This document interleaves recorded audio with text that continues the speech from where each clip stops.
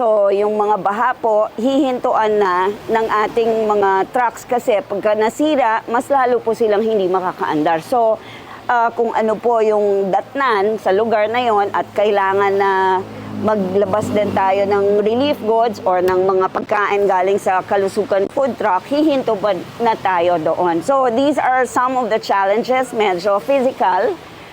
Tsaka syempre, kung ano lang po ang kaya natin na maibigay sa isang oras, sa isang panahon, yun lang po kung ano lang rin yung nakasakay doon sa mga sasakyan natin. Dalawa po yung sasakyan po natin, including the wing truck and then the Kalusugan Food Truck po. Do you think po ba kailangan po ba ng additional augmentation trucks para po mas marami pong maihatid na mga relief goods sa mga naapektuhan po natin mga kababayan po? Yes po. Actually, yun ang binanggit sa atin ng ating spokesperson na kailangan ng mga sasakyan. Totoo yan, kagaya nitong ating nakikitang food wing van sa likod, kaya lang yan maglaman ng almost 2,000 food boxes. So ang target natin like tomorrow and Friday is Pangasinan, where we need around 3,000 food boxes.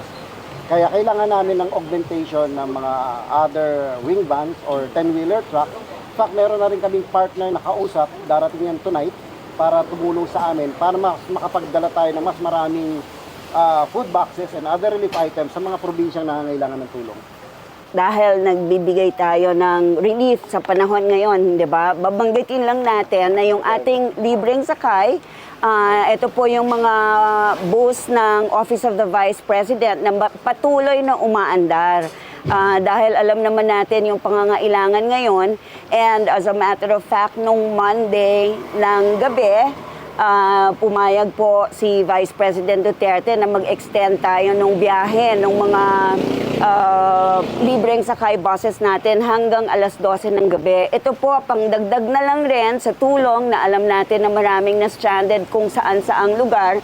Kaya po ang libreng sakay natin, pinatuloy ang pag-operate hanggang madaling araw.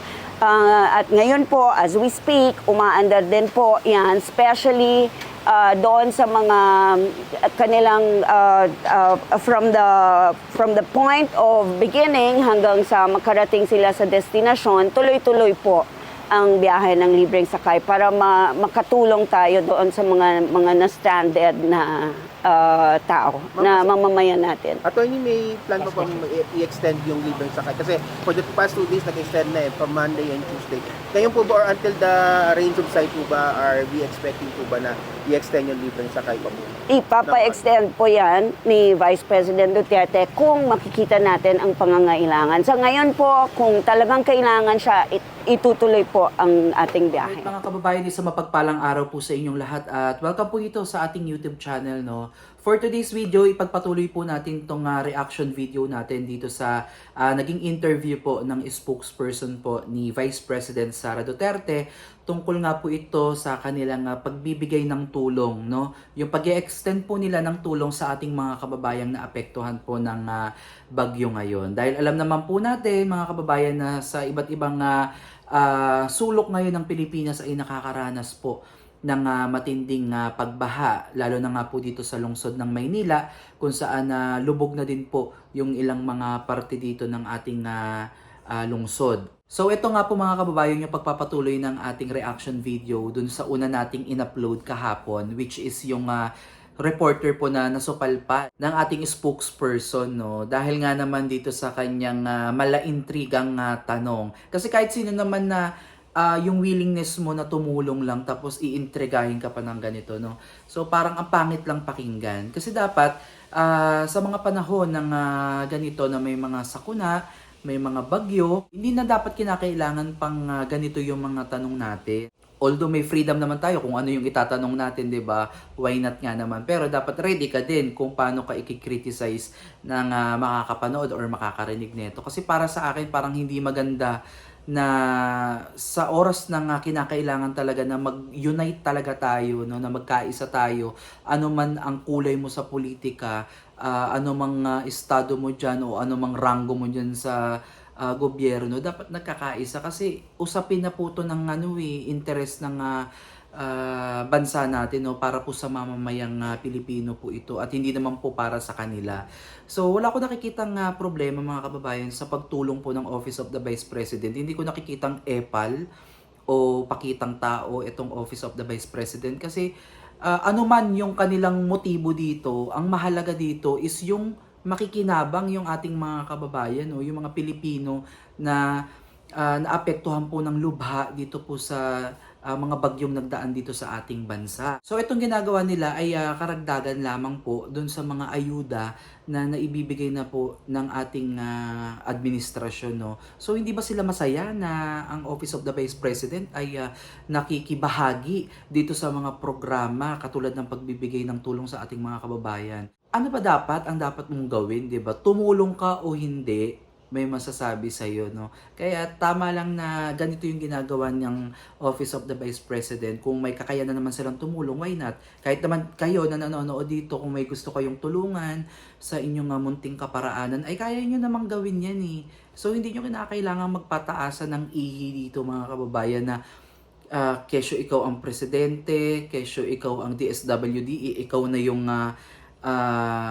dapat na mga siwa sa mga ganitong sitwasyon. So hindi, kahit maging pribadong tao, individual ay pwedeng tumulong, no. Nagkataon lang na ang Office of the Vice President kahit na ginigipit ng administrasyon na ito nakukuha pa rin na tumulong, no. Kaya talagang hinahanapan talaga ng butas kahit na maganda naman na itong ginagawa. No, may masasabi at masasabi pa rin talaga. So, hindi ko alam kung sa reporter lang ba galing itong tanong na to or talagang may nagpapatanong. So, ayun yung komento ko dito, no. Pero, overall, masaya ako dahil ang Office of the Vice President, mga kababayan, ay kabilang sa mga haligi ng gobyerno na tumutulong po ngayon sa panahon ng pangangailangan po ng ating mga kababayan. Maliit man yan o malaki, basta naalala mo yung iyong kababayan na nagbigay ka kahit papaano sa paraan na kaya mong ibigay yung tulong, okay na po yan mga kababayan, no? Small things pero malaki yung impact niyan sa ating mga kababayang nangangailangan. So itong ginawa ng Office of the Vice President, mga kababayan, na nagluto sila ng hot meals tapos namigay sila ng mga ilang relief goods na good for 3 days po yan o 2 days o 3 days, depende po sa pagkonsumo ng isang pamilya. Malaking bagay na po yan, no? Kasi hindi naman po lahat ng kababayan natin ay naaabot po talaga ng tulong ng DSWD or what, no. So bilang tulong ng Office of the Vice President, yung mga hindi na naaabot, yun na lang yung mabibigyan ng ating pangalawang pangulo, no, ng opisina ng ating pangalawang pangulo.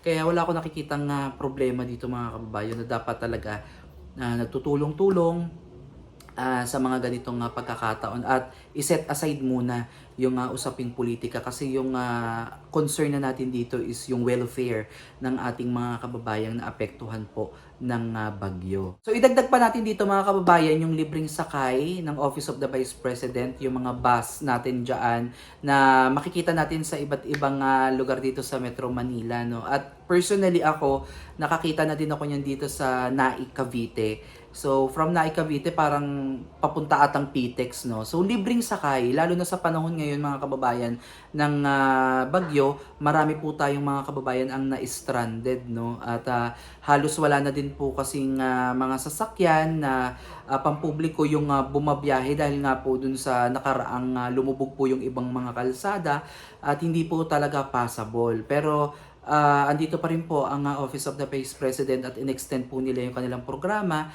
ng libreng sakay at ayan ay aabutin pa ng hanggang alas 12 ng gabi ata according to our spokesperson, no. At malaking bagay ito, no, sa ating mga kababayan dahil yung mga nagtatrabaho po na na-stranded, may uuwian din pong pamilya yan.